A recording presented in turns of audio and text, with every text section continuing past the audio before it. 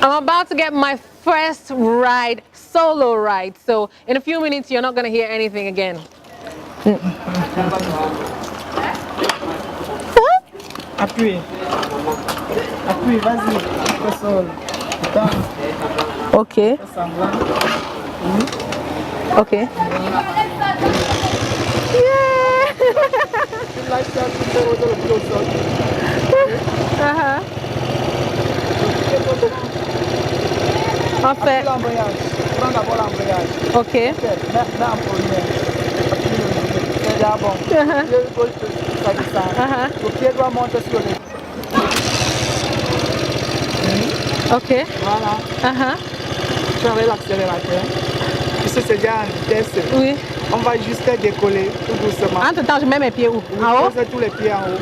Juste moi, je te garde les pieds. C'est bon? Yeah. On va partir.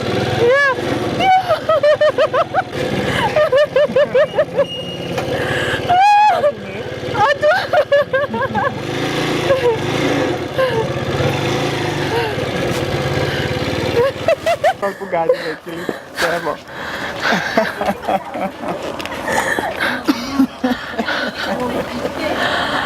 I don't think I'll ever be able to have a solo ride. You just saw me. I was about to kick that ride on my own, but then again, I lost my balance. And then Abdel had to help me out. Okay, cool. Now, I'll take you through to my next guest, Tito. Him and I have amazing things to share through the years. But then again, the story was quite long. So we'll cut it off to an exchange which was fairly intense.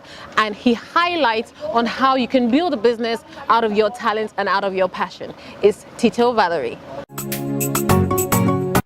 You know that feeling when you're going to chat with somebody who knows so much about the industry you just got into, right? Yeah, that's how I feel. High five. Pete. Where do we start? Oh man, where do you want to start? I don't know. With you, I just don't know where to start because I want to talk about everything. Okay. The young talents, the young entrepreneurs. What is our biggest challenge right now? Why don't we develop at the pace the rest of the world is developing? I would say two things. I would say loyalty and ownership. Loyalty because there's a lot of people who don't understand the importance of sticking to a plan. Yeah. And to wait for it to happen. I think this generation is suffering from the crisp crunch, everything now, right now thing. Yeah. We want the album out today. We want 10 million views tomorrow. We want to drive the nice car next week. Right now, yeah. I understand that, but that's actually what is one of the things I think is holding us back. And then ownership. We are in a generation where if you look at the way corporate structures, musical structures in Africa, why is Capitol setting up, why is Universal opening in Nigeria, why all these music groups coming to Africa? Because this is where the sound is. Yeah. And if we understand that the sound is here, we have to go to the table with different cards, with a different playing power. And ownership also means being able not only to own the narrative about our music, the way it is defined, but also just owning our businesses, like owning our own labels. You know, Africa doesn't have a major record label. No, it doesn't. I think we're getting affiliated to all the foreign labels, the foreign big labels. Where's Phila's dream? I was talking to a guy in Zurich, he was like, oh, but all the big awards in America. And I was like, but those awards have categories where, there will be no soca without African instruments. Talking about award ceremonies here, we fight so much to get recognition across borders. What is happening to the recognition here in Africa with our artists? Well, I think it's just the way we are raised. We are groomed, and I say groomed because it's intentional. Yeah. We are groomed to value the West more. So, Afrima would always be until we get that we need our people's blessings. Afrima would always be more important than less important than MTV Award. Yeah. We had an award ceremony called the Kora, and it died out. And there's also consistency. That's one of the things we need to work on as Africans. And I noticed the communications around our talents when they attend something like the BET, probably the Grammy, it's so much more pronounced than when they're probably called up for Cora or anything else. Yeah, because we associate that to value. You know, we value that more. But the paradox is, when we're on BET, we don't even get first stage. You know, so we're valuing an award where we treat it like shit. And I really believe that the solution isn't just cutting, you know, cords and saying, oh, let's go back to Africa and just, no. I'm saying we need to take back what we have and put that in the front. I'm not saying we should disconnect completely. Completely, yeah. I'm saying we should make that part of the narrative, which means it is okay to be African, living in Africa, signed to your own label. At the end of the day, just your music talks, just your work matters. That's a universal thing. At some point, you need to take a step back and know exactly what you want. You want to do stuff that is quality. I've been tagged as I'm a non grata for so many companies, but that's because you want to be treated with respect. Yeah. And you make it known. Now, that might close you some doors. Quite a lot of doors out here. But you don't need those doors.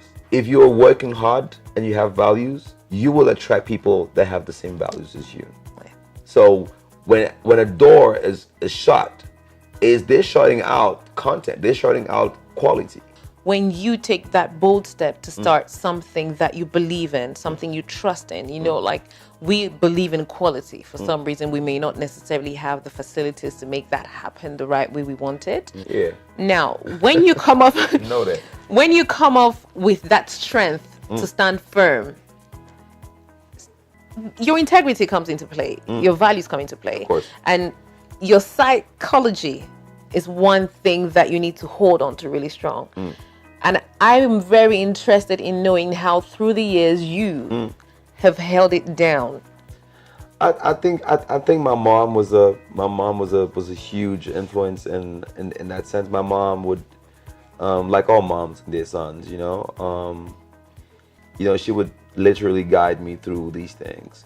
And she always said it's just temporary. Whatever is happening is temporary. But one of the things I've learned is you need to keep your stuff under the sheets, you know? People can only break you if they know what you're doing.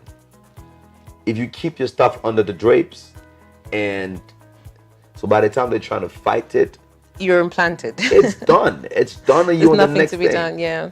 That's how we need to move. And again, is this generation is interested in being appreciated, is interested in being, that's why they call the like button, you know? We're so addicted to being appreciated. So that's why people say stuff before they do it, because they want people to say, oh, damn, you're gonna do that? Yeah. Somebody once mentioned to me recently that you have to be able to play politics. People have to be able to like you. People have to be able to find you acceptable. Now, finding you acceptable is you bending your whole existence and trying to live according to what people deem is right. In your career, I don't think you have done that a lot. That's been difficult for me because I come from a very strong family, like when it comes to values, and I'm extremely opinionated. I don't know how to pretend. Of course, he gets into trouble because at some point, yes, you have to be likable, but being likable isn't the contrary of being arrogant. I mean, at some point, you just don't want to do some certain stuff. Because at the end of the day, we're talking about being proper, right? We're talking about being correct and about being positive. I'm a positive person. I like empowering people. That I might not speak the language that people understand, but the intention is always positive, always. If it doesn't fit, then it doesn't fit. When you talk about fitting, it drags me to this aspect of lobbying around for work, for contracts, for sponsorship. I know that. Yeah, in quotes, for ladies, apart from the lobbying, you have, the offering yourself services. It's a major challenge in our environment still. For me, it's a bigger challenge, not because it doesn't exist in other places, but because here, we don't value the output, sorry. You can decide to lobby, you can decide to sell yourself, you can decide to whatever conditions you're given, in other places, when the results are set on the table, they're like, great job, Tito, great job, Pamela, you've done this. But here, there's no value attached to what you deliver. Yeah, but it's still a very mediocre place. I believe that people can do whatever they want with their bodies, with their minds. That's your business. The hardest part is dealing with the consequences of that. It comes with a price. You have to live up to that reputation as well. That's it.